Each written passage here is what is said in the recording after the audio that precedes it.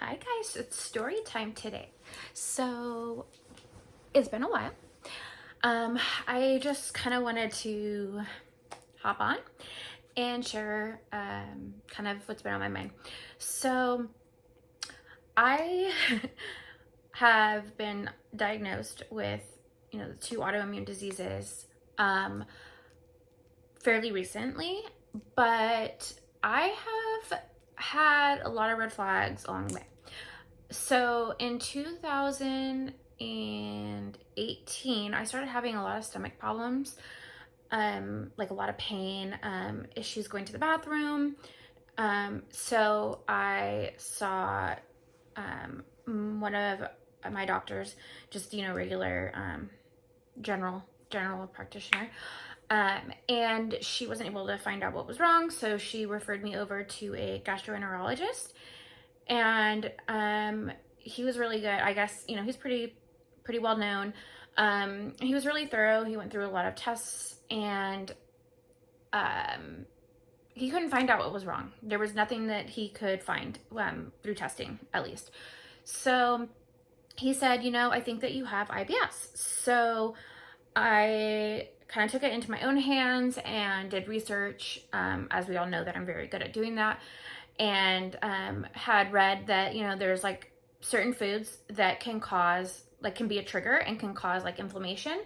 So I did, a process of elimination. So I got rid of different foods, and then I kind of like reintroduced them to see like if I would have problems with any of the foods.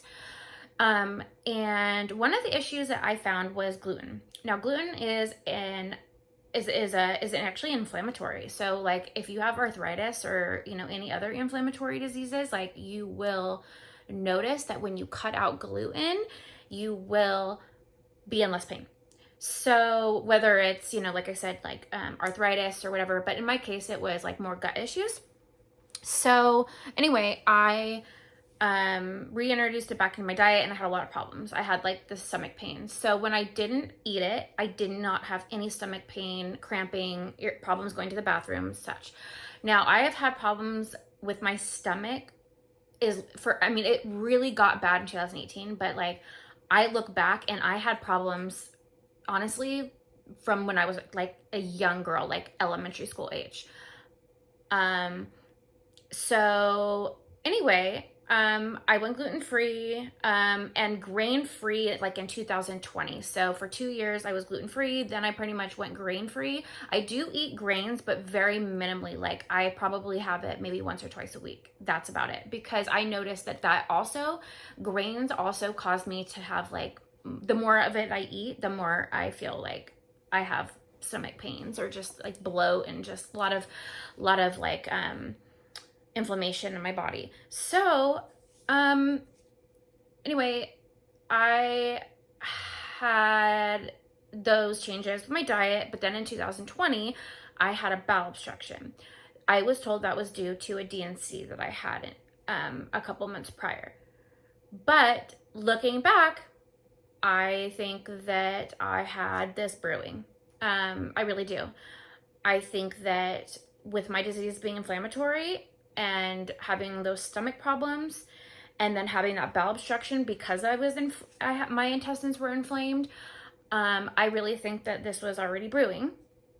But the trigger was the failed IVF transfer that I had just weeks prior. So I don't know. I just been really kind of going over like, red flags, and there's a lot more actually too. So again, that was like more of a recent issue, but I can go back to like middle school age where I had back problems, and my mom took me to the doctor. Nobody could figure out what it was. They just thought it was like the heavy backpacks and just needing to strengthen my back. So I did physical therapy, chiropractor, all of that, and never really noticed a difference, and it never went away. Like I've always had back pain. Like I had it all throughout my pregnancy. But it just, again, all of this just got so bad I couldn't function, in, December, of 2023. So this, I am a firm believer that this was not vaccinated related. I don't think that this is not, in my case, this is not genetic. This is nothing to do with like the health of a person always. Cause like one thing with me is I have always taken pride in my health. Like I've always exercised my entire life. I've never gone through a phase where I didn't like have some kind of physical activity. Diet's very important to me, even though I was, most of my life up until like 2018, I wasn't gluten-free. I've always been really good about what I eat and what I put into my body.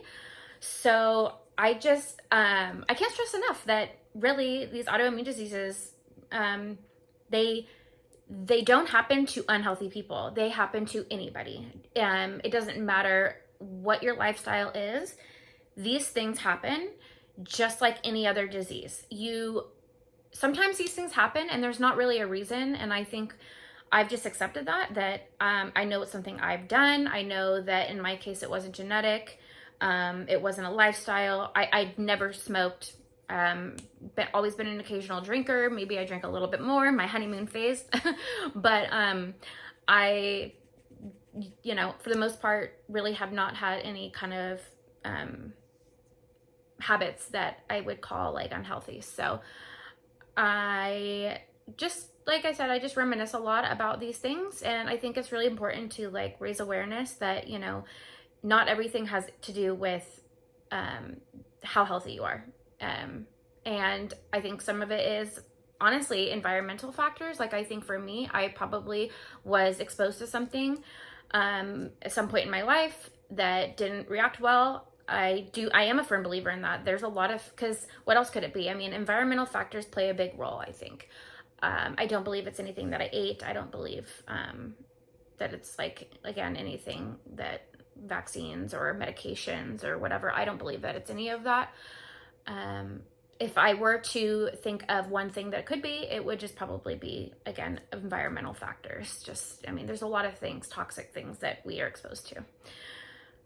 And I'm not saying that's how I got it, but that's not something that I've ruled out. So I just wanted to share that with you all, and I hope you guys stay tuned to some more videos, and I hope you guys have a wonderful weekend. Bye-bye.